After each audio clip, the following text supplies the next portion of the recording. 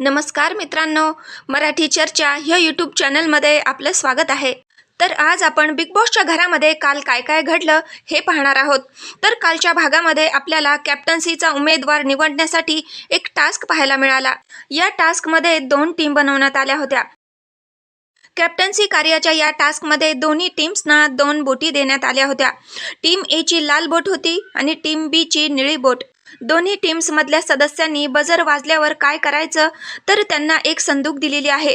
त्या संदुकीमधील जास्तीत जास्त मोती घ्यायचे आहेत आणि एका पिशवीमध्ये भरायचे आहेत.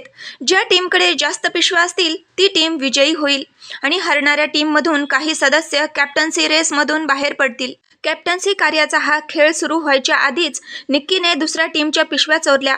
ह्यावर टीम बी मधील सदस्य भडकले, पण बिग बॉसने हस्तक्षेप करून दोन्ही टीम्सना समसमान पिशव्या द्यायला सांगितल्या आणि निक्कीचा डाव हाणून पाडला.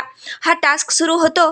सगळेजण खेळ सुरू करतात, पण मध्येच अभिजितच्या गुडघ्याला दुखापत होते आणि गेम थांबतो. पण अभिजित थोड्याच वेळामध्ये मेडिकल रूममधून परत येतात आणि या खेळाला पुन्हा सुरुवात होते.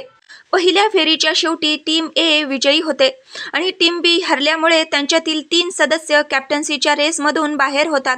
ते 3 जण म्हणजेच वर्षा, अंकिता आणि पॅडी. तर आजच्या भागामध्ये पुढच्या फेरीत कोणती टीम जिंकणार हे पाहणे महत्त्वाचे आहे.